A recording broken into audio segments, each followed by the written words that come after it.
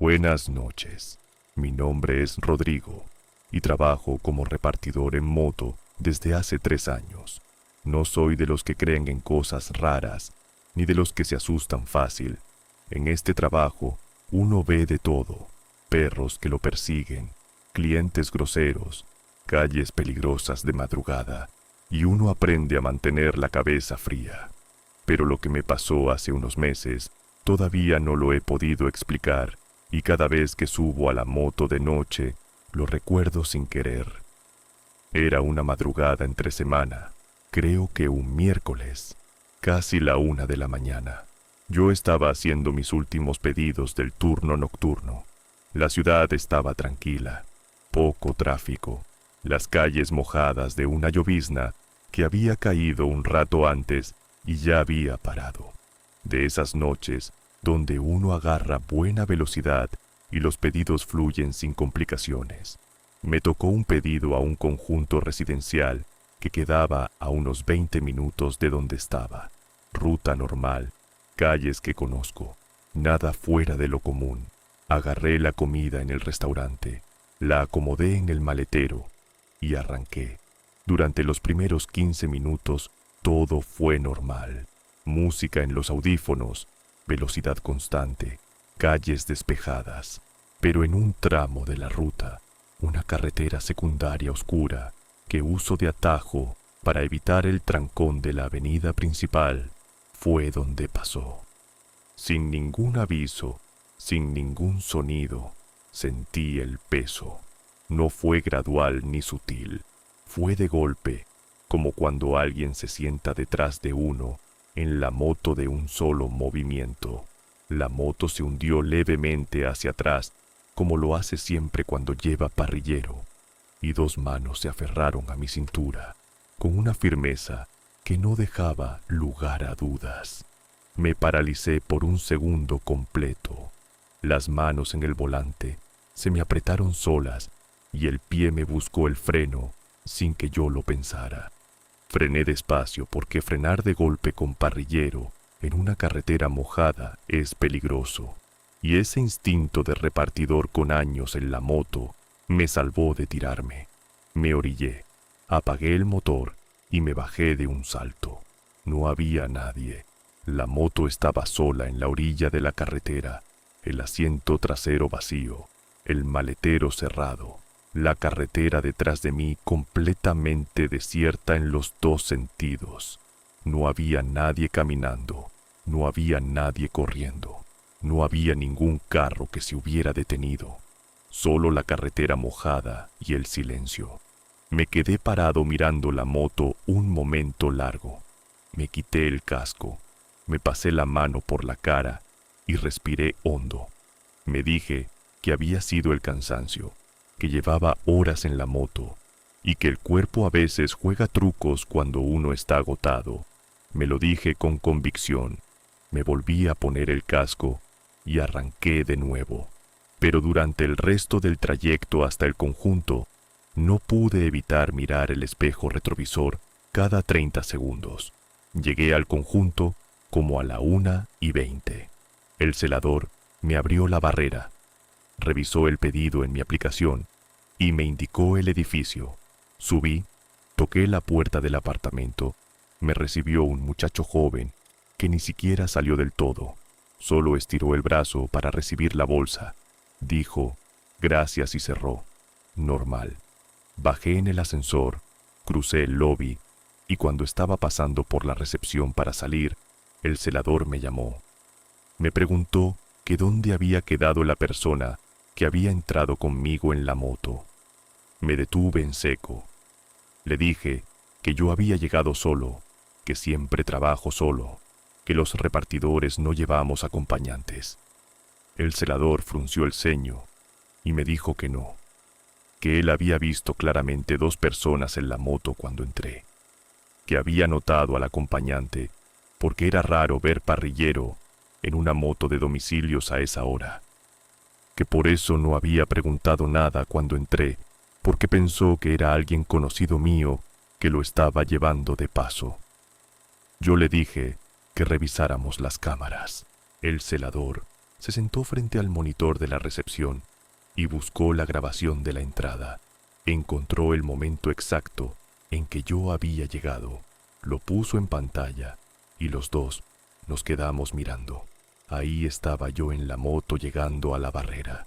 Se me veía claramente el casco, la chaqueta, el maletero con el logo de la aplicación, todo igual a como yo recordaba haber llegado, y detrás de mí, en el asiento trasero de la moto, había una figura. No era una sombra, ni una distorsión de la cámara. Era una figura con forma humana, sentada derecha en el asiento trasero, con las manos claramente apoyadas en mi cintura. No se le veía la cara, porque el ángulo de la cámara no alcanzaba bien y la figura era oscura, como si no reflejara bien la luz de la entrada del conjunto. Pero la forma era inconfundible. Alguien había entrado conmigo en esa moto. El celador me miró y yo lo miré a él, y ninguno de los dos dijo nada por un momento. Luego, él preguntó en voz baja que dónde había subido esa persona.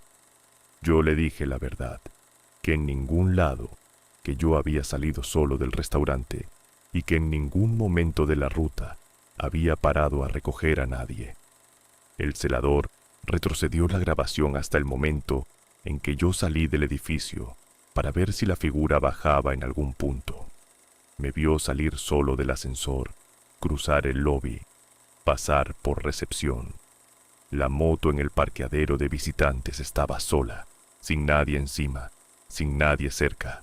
La figura había subido conmigo, pero no había bajado. Me recogí el casco de la silla donde lo había dejado, le di las gracias al celador y salí. No dije nada más, no pregunté nada más. Monté la moto, arranqué y me fui del conjunto sin mirar atrás ni una sola vez. Esa noche apagué la aplicación apenas salí y me fui directo a casa. No terminé el turno. Llegué, dejé la moto parqueada, entré y no volví a salir hasta el día siguiente con el sol bien puesto. Desde esa noche evito ese atajo de la carretera secundaria. No lo he vuelto a tomar ni de día. Y cada vez que salgo de noche en la moto, antes de arrancar, miro el asiento trasero, solo para asegurarme de que está vacío. Hasta ahora siempre lo ha estado.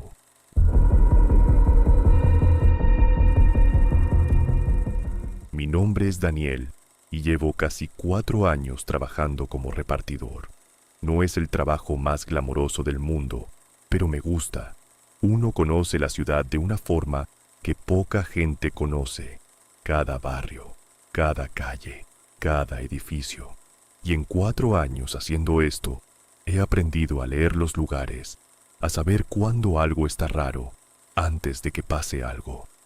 Esa noche, estaba haciendo mi turno normal un viernes. Buena noche para trabajar. Mucha gente pidiendo comida. Pedidos constantes. Como a las 9:30, me llegó un pedido a un edificio de apartamentos en el centro. Nada fuera de lo común. Un edificio de clase media, portería con celador, ascensor.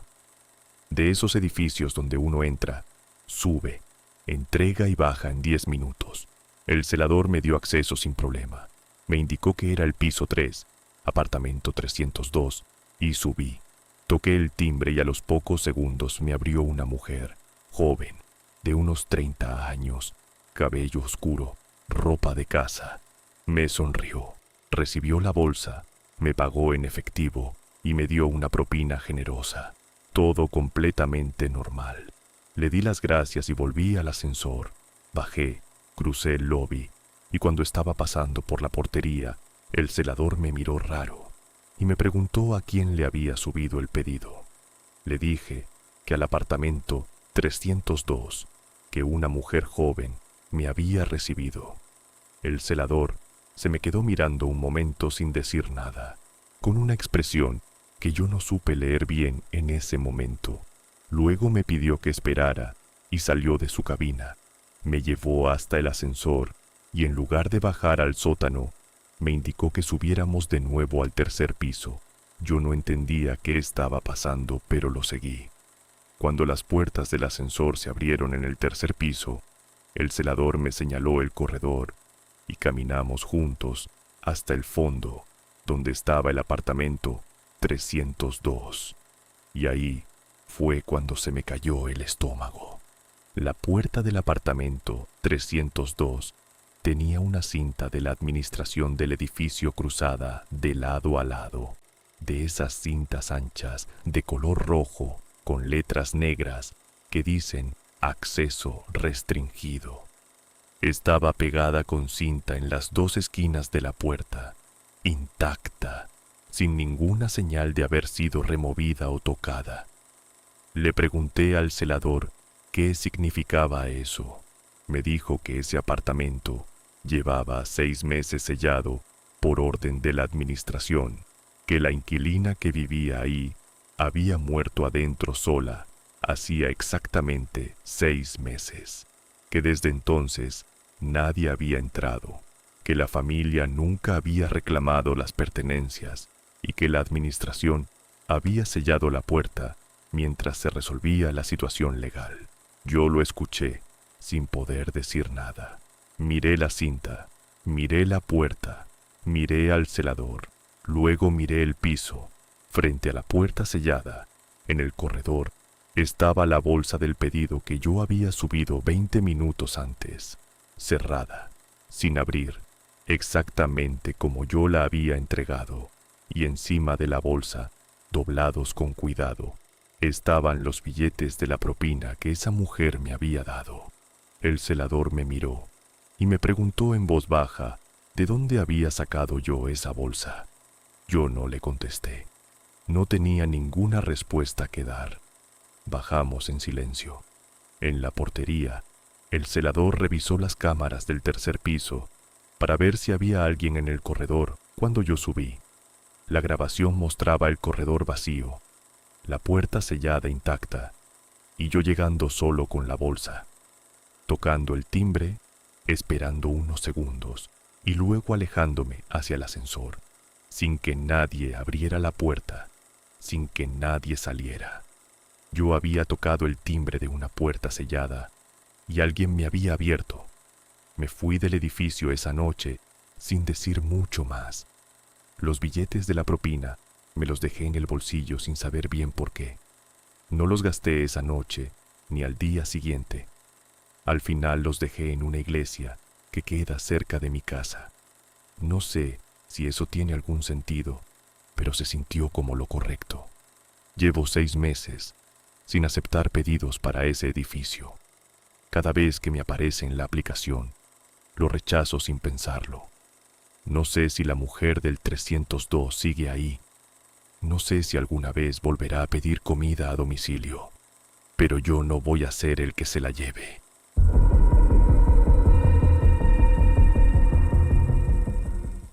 Me llamo Camila y trabajo repartiendo pedidos desde hace 2 años. Empecé porque necesitaba un ingreso extra mientras estudiaba y terminé quedándome, porque la verdad, el trabajo me gusta. Soy de las que siempre toman la foto de confirmación de entrega, no solo porque la aplicación lo pide, sino porque me parece importante tener el registro. Nunca pensé que una de esas fotos me iba a quitar el sueño durante semanas. Era un domingo en la tarde, como a las 6. Todavía había luz, pero ya esa luz amarilla del atardecer que en algunos barrios hace que todo se vea un poco diferente. Me llegó un pedido a una casa en un barrio residencial tranquilo, de esas casas antiguas con jardín pequeño adelante y puerta de madera. Llegué, toqué, esperé. Nadie contestó.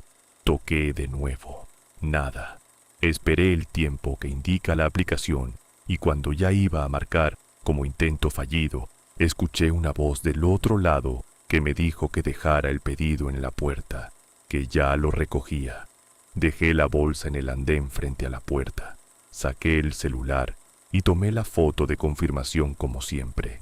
Una foto rápida, la puerta de madera, la bolsa en el piso, el jardín de fondo. Normal. Me monté en la moto y arranqué. Llevaba como 2 cuadras cuando la aplicación me pidió confirmar la entrega y subir la foto. Abrí la galería, busqué la foto que acababa de tomar y la seleccioné. Pero antes de subirla, la miré un segundo en la pantalla del celular, como hago siempre para asegurarme de que se vea bien la bolsa y la dirección. Y ahí fue cuando frené, me orillé, agarré el celular con las 2 manos y amplié la foto. La puerta de la casa estaba entreabierta, no abierta del todo, solo un hueco angosto, de esos que quedan cuando alguien abre la puerta apenas lo suficiente para mirar hacia afuera sin salir. Yo recordaba perfectamente que cuando tomé la foto, la puerta estaba cerrada. Había tocado. Nadie había salido. La voz me había dicho que dejara el pedido ahí, y yo lo había dejado con la puerta cerrada detrás de la bolsa. Pero en la foto, la puerta estaba entreabierta, y en ese hueco angosto entre la puerta y el marco, adentro de la casa en la oscuridad del interior, había una figura.